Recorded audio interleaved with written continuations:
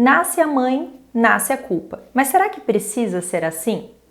Eu sou a Rafa Magarinos, psicóloga, e antes de você entrar nesse vídeo, se inscreve aqui no canal para acompanhar os conteúdos.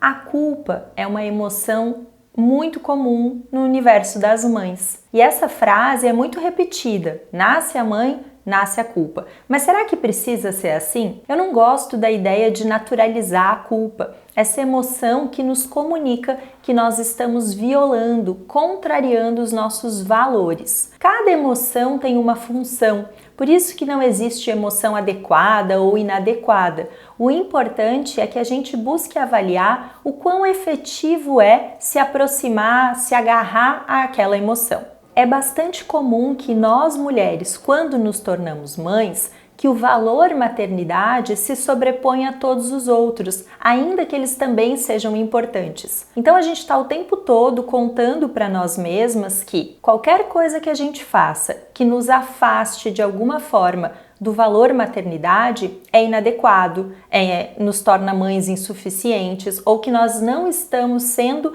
as mães que nós gostaríamos de ser. Então tudo aquilo que nos afasta das crianças ou então quando nós privilegiamos os nossos interesses em alguns momentos, a culpa chega e chega com força. A nossa sociedade enaltece a cultura do autossacrifício. Então, quando nós priorizamos em alguns momentos o autocuidado, é bastante difícil não sentir culpa. No entanto, isso acaba nos aprisionando em muitos momentos. No vídeo de hoje, eu quero trazer para você uma ferramenta que é valorosa nesse processo de se afastar da culpa e se apropriar de uma vida mais leve, de uma maternidade também, mais funcional e saudável, que é a autocompaixão. Você já ouviu falar? A autocompaixão tem como proposta que a gente trate a si mesma da mesma forma que a gente trata as pessoas que a gente ama, com respeito, com amorosidade, com gentileza. Você já percebeu que normalmente o cuidado que você tem com as pessoas que você ama, quando elas falham, cometem um erro ou algo sai diferente do planejado, é muito mais gentil do que a forma como você se trata? A proposta da autocompaixão é justamente para a gente quebrar esse ciclo de autopunição, de autocrítica constante e que muitas vezes torna o processo da maternidade muito mais pesado. A autora Kristin Neff é responsável por diversos livros, a autora de diversos livros sobre autocompaixão. E ela traz 3 elementos da autocompaixão que são muito importantes e que vão te ajudar a se afastar da culpa. O primeiro deles é a autobondade. É justamente a ideia de quebrar esse ciclo de autodepreciação, de julgamentos internos, para que você consiga reconhecer as suas fraquezas, as suas vulnerabilidades, compreendendo elas e não se criticando, se punindo ou se julgando. Os estudos mostram que pensamentos de autocrítica ativam áreas do cérebro responsáveis pelo processamento de erro e resolução de problema. Já pensamentos de autobondade ativam regiões do cérebro de emoções positivas e também de compaixão. Então não é apenas uma ideia que muitas vezes as pessoas associam à autocompaixão como passar a mão na cabeça, fazer vista grossa para os próprios erros ou acabar não sendo tão cuidadosa com as suas próprias atitudes como você poderia ser. Não, pelo contrário, quando nós conseguimos olhar para as nossas atitudes com mais gentileza, com mais amorosidade, nós nos tornamos muito mais efetivas. Os estudos também mostram que pessoas mais autocompassivas têm uma tendência menor a terem problemas com ansiedade e depressão. As mulheres são as principais atingidas com esse tipo de problema de saúde mental, especialmente porque, além das questões fisiológicas, obviamente, biológicas, mas especialmente porque as mulheres tendem a ruminar mais os pensamentos. De acordo com a terapia cognitivo-comportamental, não são as situações em si que geram emoções agradáveis ou desagradáveis, mas sim a interpretação que nós fazemos dos fatos. E muitas vezes, aquilo que nós pensamos não é real, é só um pensamento que pode estar distorcido. E por vezes, nós mães nos fixamos em algumas situações e ficamos ruminando aqueles pensamentos,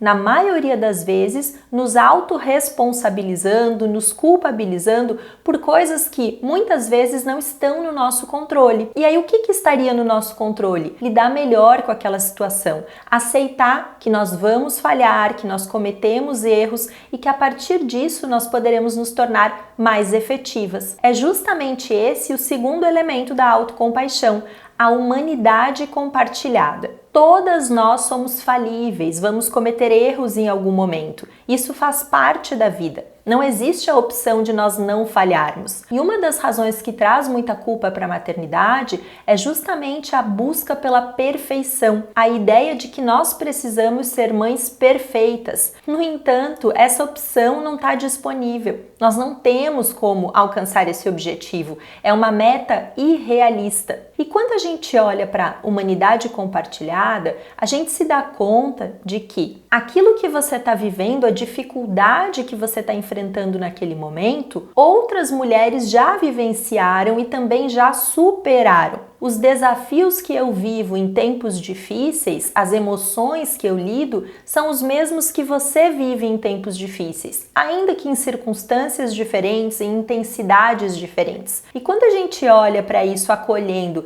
que isso não acontece só comigo, que eu não estou sendo insuficiente, incompetente, vivendo aquilo que é comum, que outras mães já vivenciaram e já lidaram, isso traz muito mais leveza e tira um peso das nossas costas. Eu percebo um movimento bem grande das mulheres e até na minha prática clínica de muitas mães que acreditam que, ao falhar, elas mesmas devem se punir, devem se culpabilizar. E aí esse processo de ruminação não tem fim, porque ao invés de focar no que está ao meu alcance e buscar fazer diferente nas próximas oportunidades, eu fico presa ruminando aquilo que talvez eu não fui tão efetiva, que eu falhei ou que eu gostaria de ter feito de um jeito diferente. Então, junto da autobondade, a humanidade compartilhada é fundamental. E o terceiro elemento da autocompaixão e que vai te ajudar a se afastar da culpa e também a satisfazer melhor as suas próprias necessidades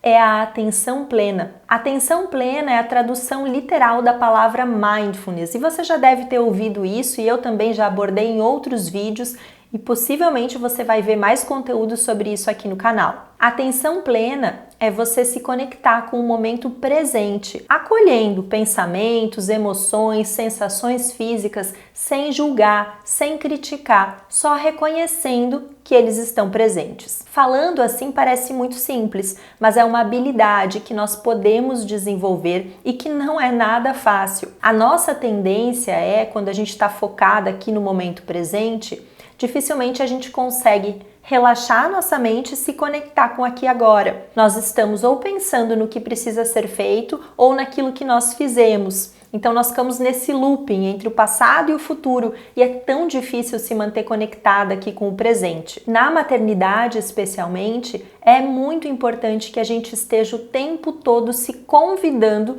para estar no aqui e agora, especialmente porque o que nos aproxima de uma maternidade mais leve, mas também mais efetiva, é justamente reconhecermos as nossas próprias necessidades e criarmos conexão com os nossos filhos. E sem atenção plena, isso não é possível. Então, você se perguntar constantemente do que é que eu estou precisando, observar ao redor as necessidades dos seus filhos, a forma como ele se expressa, os sinais que ele dá. Tudo isso vai permitir que você se torne mais efetiva no seu papel, mas também consigo mesma. Essa cultura da culpa já foi muito naturalizada e tudo bem. As emoções, como eu comentei no início, cada uma delas tem uma função. Elas acontecem para nos contar algo, para sinalizar algo. E quando a culpa chega, ela vem para nos dizer: você está violando seus valores, você está contrariando seus valores. Então, mães que, por exemplo, têm uma vida profissional e precisam se dividir,